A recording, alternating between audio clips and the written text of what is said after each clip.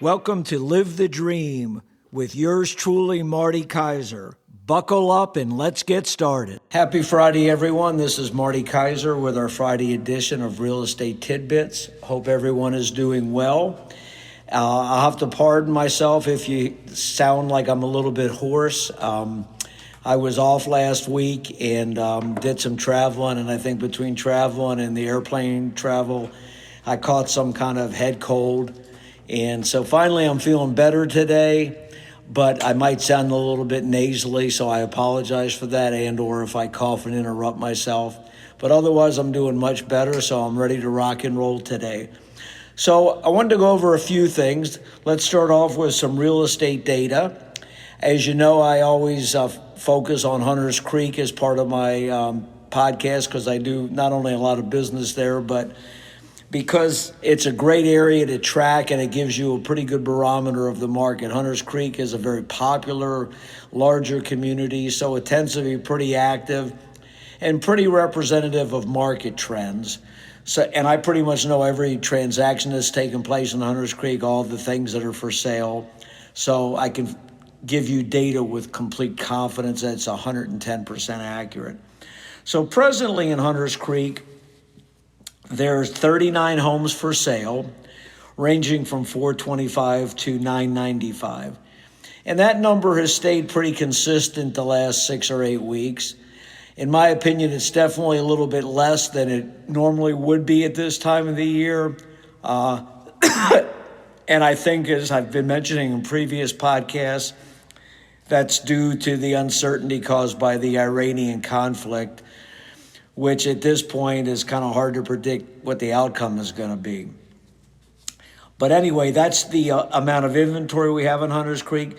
Just to give you a sales comparison, which is always interesting, in the past 4 weeks in Hunters Creek, there has been 13 sales of single-family homes, ranging in sold prices from $355 to $780. Last year at the same time, there were 14 homes for sale, ranging in sale price from $470 to $830. You'll find when we're comparing monthly prices compared to last year, some months are a little bit better than this year, some months are a little bit worse. But really, when you look at the whole year as a 12-month entity, the prices have pretty much stayed flat. So obviously, we prefer prices to go up, but on the flip side, with all the unusual business that's taken place in the United States over the last 12 months, being flat is really not a terrible result between not only all these conflicts, but all the irregularities in how our government's been operating, some of the projections about recession coupled with inflation. The prices being steady is kind of a good sign. And real estate seems to be holding its own. Again, it's not as busy as it probably would have been had we had a better environment, but it definitely could have been a lot worse. So we're all thankful for that.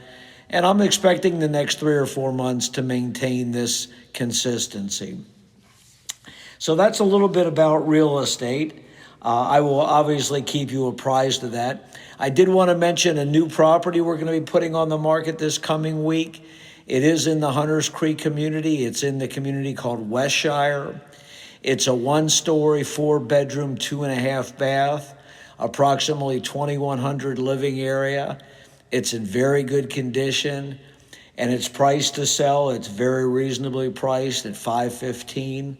So if anyone's interested in more details or would like to schedule a private showing for it, it will be on the market probably on Tuesday. This is Marty Kaiser, of course, with Better Homes and Gardens. I can always be reached at my mobile number at 407-595-9700, or you can text me at that number as well. Making a pivot, I wanted to go over a little bit about sports. As you know, I love talking about sports. We're in the midst of the NBA playoffs right now. This is what we call the second round of playoffs. The first round just ended this past Sunday.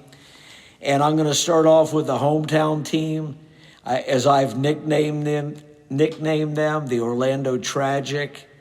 And my favorite adjective for them is the gang that can't shoot straight. They started off playoffs very promisingly. They were ahead 3-1 against the division leader, Detroit Pistons, and that would have been a major upset. And the Magic looked very solid during that. They were playing much better than they had during their disappointing regular season. Unfortunately, looks can be a little deceiving. And the combination of Franz Wagner, their second best player, getting hurt, and just them picking up some of their bad habits, they ended up losing the series in 7 games. They were ahead 3-1 and lost the last 3 games. What was particularly disappointing and disconcerting, the Magic arguably had the best first half of the entire season in Game 6 of the playoffs, which could have wrapped up the playoffs for the Magic. The Magic were up, I believe, 23 or 24 points at one point in the first half, and they ended up losing the game, if you can believe that, by 14 points. So the second half had a 38-point reversal. And the most embarrassing thing, the Magic set records for futility in the second half. They scored a total of 23 points in the second half, which is less than your grade school players would get if they were playing a recreational game for like 10 to 12-year-olds. And the Magic shooting percentage in the second half was an abysmal 11%. So what does that mean from a statistical basis? That means that for every 9 shots the Magic attempted, they made 1. The futility level was just incomprehensible. So as expected, and I think I had mentioned this prior to the playoffs starting, and this just kind of finalized any indecision from the Magic's upper echelon management, Jamal Mosley was fired literally the day after the playoffs ended. He was their coach. He had been with the Magic. I believe he's either been here 4 or 5 years. And he has a very good reputation in the league. He's a gentleman. For the most part, during his tenure there, he definitely improved the Magic from where they started at. Up until this year, their defense had become much better. During the year, it took a big step backwards. During the playoffs, the defense did play better, but not enough to overcome their horrible shooting. So you can argue whether you think Mosley deserved to get fired or not.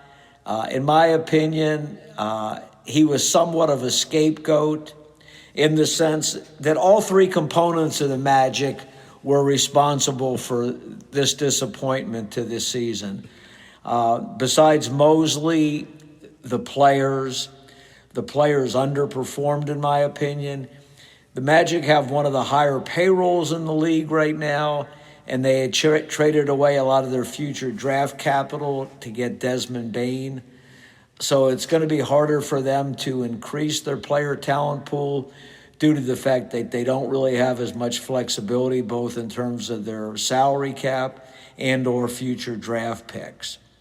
And also equally responsible, and I think that these folks should be changed, but they're probably going to retain their jobs, is upper management. Upper management's the one that's responsible for handling their draft choices and, of course, handling their player acquisition. The jury, I guess, is still out on the futures of Paolo Banchero and Franz Wagner. They're 2 top players, and they're still younger players. They were both number 1 picks over the last 4 to 5 years, as well as their point guard, Jalen Suggs. Jalen Suggs is a fan favorite. He plays very hard, gives you 110% out there, very solid defensive player, but he's just a below average shooter, and it doesn't seem like his shooting's improving at all. And in the NBA in 2026, it's imperative that you have better outside shooting. The 3-point shot is such a predominant factor in the league that you have to have that. And so that may be a reason why Suggs' future is going to be questionable with the Magic. But again, upper management, they've had a shooting problem for 5 years. They're arguably the worst shooting team in the entire NBA. And that is just, with the amount of first-round picks we've had, with the amount of salaries that they're paying, that's just something that can't be done. Desmond Bane is their only good three-point shooter right now, and the rest of the team's really not very good. One of their draft picks, they had Juwan Howard's son. He was a high number 1 pick 3 years ago. He's been a tremendous disappointment. In my opinion, he probably won't be with the club next year. And there was other players they could have drafted in his stead. I believe he was the 11th or 12th player drafted 3 years ago, and he hasn't been able to break into their rotation. He was ostensibly drafted for his shooting, but he's never really shown any consistency or skill level that warranted him getting additional playing time. Their other draft pick in the same year that was, I believe, the 5th or 6th player drafted was Anthony Black. Anthony certainly had a better year this year. He definitely got regular court time. But again, his shooting is below average as well. So you have to scratch your head, because most teams have people that can shoot the ball. For example, the Detroit Pistons, who we lost to, they lost one of their best shooters from last year because he had some legal problems. So they replaced him with another, what I call good role player, Duncan Robinson. And there's a number of players like Robinson out there. Why aren't the Magic getting these players? Upper management's futility. They had traded a couple years ago for Alexander Caldwell-Pope, and he was just an abysmal failure. But again, that could be predicted. You know, I don't do sports for a living, but I think I know a little bit about basketball. And if you watched Caldwell-Pope play when he was with Denver previous to the Magic, he played with the best player in the league, Jovic, and he was tremendous at setting his players up and maximizing their skill set. But he's a one-of-a-kind player, and the Magic have nobody that's a playmaker like that. So they just weren't able to incorporate Pope in the offense to get the same quality of shots. And they got rid of him after the first year with him. And then he played for Memphis this year and didn't do much better.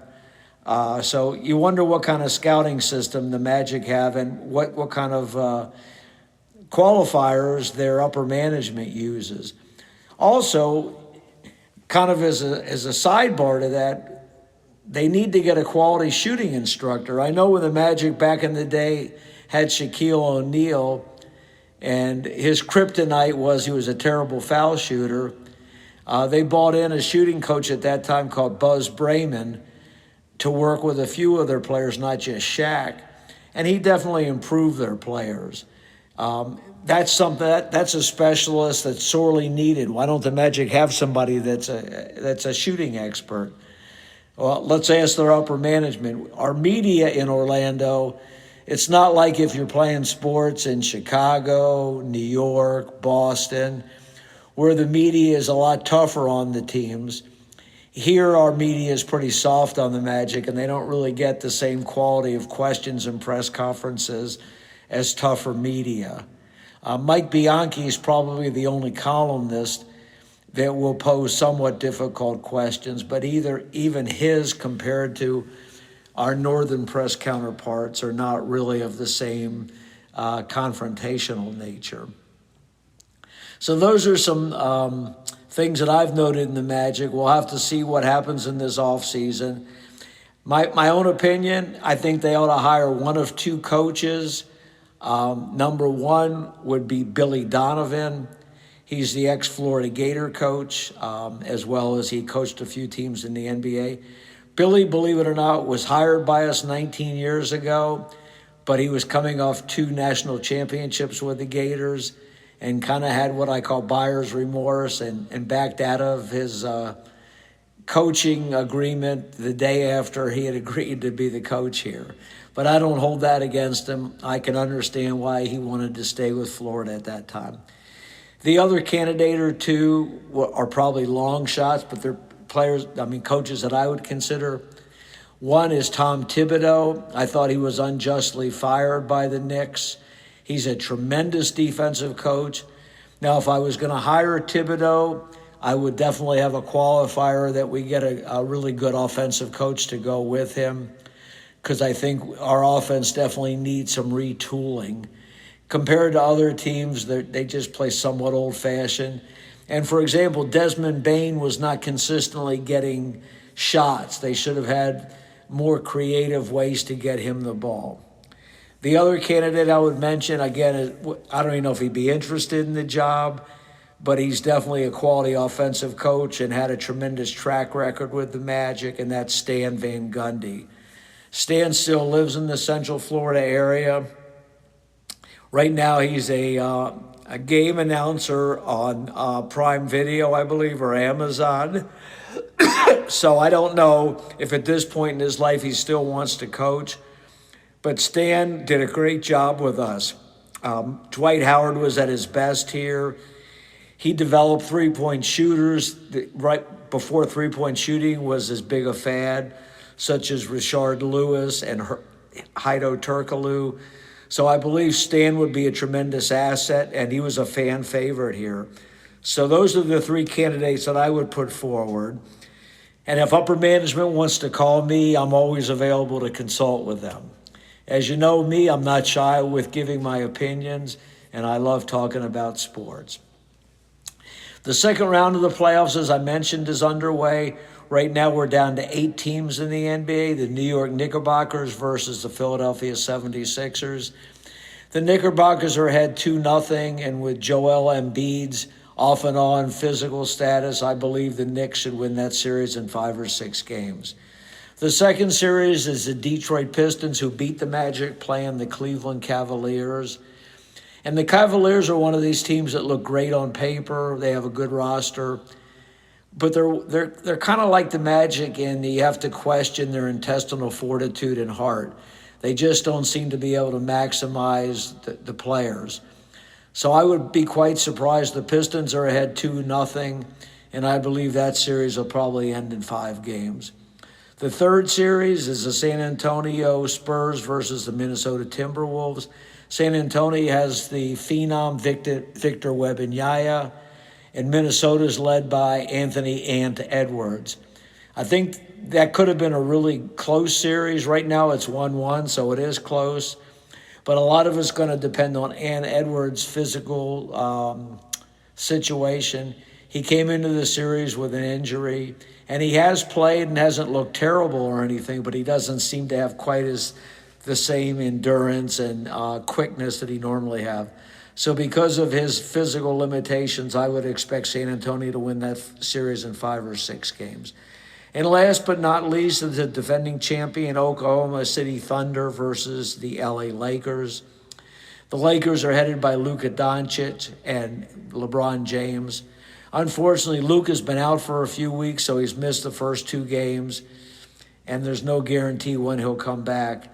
And he was the top scorer in the NBA this year, and he's a huge loss for the Lakers. The Lakers have played respectably in the first 2 games, but both games, Oklahoma City won in double-digit fashion. So I would expect that series will either be over in 4 or 5 games. And then that'll put us in the conference finals. So if my predictions hold true, you'll have the New York Knicks versus Detroit and San Antonio versus Oklahoma City. At this point in time, assuming there are no new injuries, I would expect the Knicks to beat Detroit. I was wrong on the East because I thought Boston would be in the finals. And I think Minnesota against OKC. I'm going to continue with my upset pick and go with Minnesota. However, truthfully, it's hard to pick against Oklahoma City because they look like a big juggernaut. But I'm going to hope and expect that Victor Wembanyama will raise up to the occasion and just do things that we haven't seen in basketball. So keep an eye on the NBA. Last but not least, I'm going to go over kind of a real estate social concept, and those are 3 words: credibility, reliability, and truthfulness. And why do I bring those up? Well, my motto kind of when I chat with prospective customers for myself is I don't promise anything that I can't do. My word is my bond, and my credibility, reliability, integrity, and truthfulness, I think, are paramount to hopefully why I've had a long and very successful real estate career, and why I continue to get a lot of referrals and recommendations. I think that is paramount. And as I have tried to instill in my kids, you're only as good as your word and your bond. And I'd rather not make money than tell somebody things that I know are not 100% accurate. And those things come to mind because I had 2 recent closings. In fact, one was yesterday and one was today, both in nice houses in Hunters Creek. One of the houses was a really nice waterfront property, and I happened to be helping both the sellers and buyers in that transaction. The sellers were old customers of mine, and the buyers were new customers that were buying a second home down here. They were New York residents. And so when I first established a relationship with the buyers, of course, the buyers had seen the property through some of my internet or online marketing, and they were interested in viewing that home. And so when I met them and we got to chatting and I explained my role in the process, got a better insight into their role, and they had shared with me prior to meeting me that they had appointments with 4 or 5 realtors because they had seen different houses on the internet and they were listed by different agents. And that was the way they set their showings up.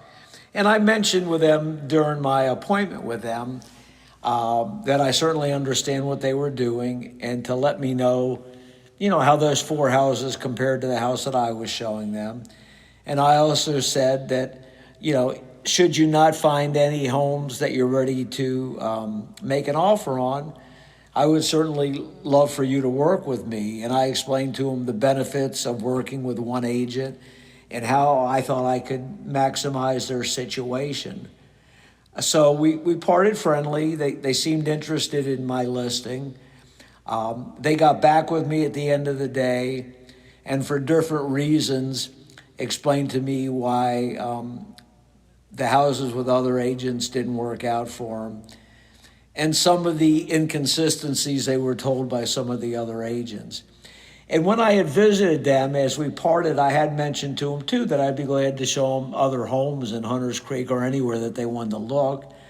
And I had mentioned a new property that had just come on the market the night before that I thought was a good value and worth looking at. So the next day we had scheduled a showing at that property, and they looked at that property and it met all their criteria, but after evaluating it, sleeping on it, talking with me, they decided they wanted to pursue the house that I had shown them, the waterfront property.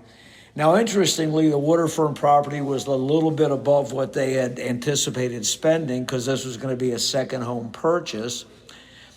But I was able to put together a transaction that met their criteria as well as my seller's criteria. And we just closed that house yesterday, and it went very smoothly. Now, I do bring that particular transaction up because when you represent both buyer and seller in the state of Florida, in most cases, you're what's called a transaction agent or a transaction broker. And what does that mean exactly? Well, it means that you're working with 2 different sides. You're working with a seller and you're working with a buyer. So they have conflicting interest, obviously. Your seller wants to get the highest price they can, and your buyer wants to buy for the lowest price they can. And when you're a transaction broker, like I was in this transaction, I make it very clear to all parties at the inception before anything's discussed about placing offers or anything, that by Florida law, I have to be a neutral party. So that means that I can't say anything to either side that would put the other side at risk. For example, a common question for the buyer to ask me is, well, what kind of price do you think the sellers would take? Well, I can't directly answer that. All I can say is, I know that the sellers will accept whatever the asking price is, and I'll certainly put together all offers. I'll certainly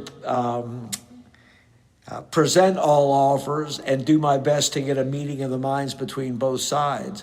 On the flip side, when I present that offer to the sellers frequently will say, well, what do you think the buyers are going to be willing to pay me? And I have to give them the same answer in reverse. I know the price that the buyers offered is what they're willing to pay, but I can certainly do my best to submit a counteroffer on your behalf and try to get a meeting of the minds. So on this particular property, after a little bit of back and forth negotiating, I was able to get a meeting of the minds on this transaction. And at the end of the day, everybody hopefully was quite happy with the result. But that requires a certain skill level on my part, because number one, I have to maintain my fiduciary and ethical responsibility to both sides. And secondly, it would be very easy if I mistakenly spoke out of turn. And I know for a fact that other agents for other companies don't follow the same rigid guidelines I have, because I've been told this, that agents will give very specific pricing information to one side or the other when they're helping both sides. And not only is that unethical, but it's against all Florida real estate code. So it's important that when you're working with an agent, you have to have confidence that they're really going to do right by you. And then I had another closing that just took place this morning, actually, again in a Hunters Creek home. And I was representing the seller and not the buyer on that home. And the seller had a legal background, so he was a little bit more knowledgeable about the process and a little bit more particular on some of the nuances. And not that I always agreed with everything that he said or wanted me to do, but if it wasn't illegal, then, I work for him, and so I have to follow his instructions. And so we had a little bit of back and forth on that deal, but we were able to get everybody satisfied. The financing and inspections ultimately went fine, and we closed that today. And at the end of the day, everybody was extremely happy. But that took a little different skill set on my part. So not only did I give the seller my opinion if I didn't agree totally with him, but at the end of the day, hopefully he had confidence that even if I didn't agree with him, ultimately I would follow his directions if he didn't agree with my perspective. For the buyer side, even though the seller's directions created a little bit of an inconvenience for the buyers, I think the buyers and their agent felt comfortable working with me, that I was going to make sure that everything took place in a professional and honorable manner, and at the end of the day, they wouldn't suffer. So we ended up doing that. My title company, who I always work with, Carlos Fernandez from Equitable Title, who's a true professional, and I just really enjoy working with Carlos. He was able to be aware of some of the fine points on this deal and closed it quickly, and we got financing approval quickly. We got all the wires out quickly, so everybody at the end of the day was quite happy with the result. So I also point that out, not only about real estate, but let's look at our society and our politics. Do you feel that our government has credibility, reliability, and truthfulness? Well, I know a lot of people would say all government is, by definition, not very truthful. And while I totally wouldn't disagree with that, I would say that our current administration that we're working with has very limited credibility and very limited truthfulness. They've said a lot of things that are easily misproven. They'll say something 3-6 months ago, it's on video, then they'll come back today and say something completely opposite of that. And I know that's troubling to people because if you don't have confidence in your government, it's hard for you to make plans for you and your family, both financially, and then how do you explain to your kids that being truthful and treating people the way that you want to be treated is the way that they should do things when our government doesn't do that? And, this Iran conflict has just brought all this to a head in that we're just not being told exactly what's going on. And this war is dragging on. It's cost us hundreds of billions of dollars. We don't have a clear path to a meaningful truce. And at the end of the day, whatever truce we ultimately get is probably not going to accomplish the objectives that we were told was going to be done by this military incursion. But our government's not going to admit to it. They're going to come up with a rosy scenario and say we accomplished all our objectives. And that's really disappointing. So kind of the moral of that story is do right by everybody, even though our government's not doing that. Don't use the government as an example. Do your own fact checking. Don't believe what the government says. Don't believe a lot of the internet headlines because a lot of those are false. And last but not least, elections have consequences. So before you vote for somebody, check their track record, check the people that are backing them, check how much money's flowing through them by special interest groups, and make it an educated, informed decision. That's all for today. Everybody had a safe and enjoyable Mother's Day. And for our veterans, thank you for your service and happy Memorial Day. And this is Marty Kaiser out.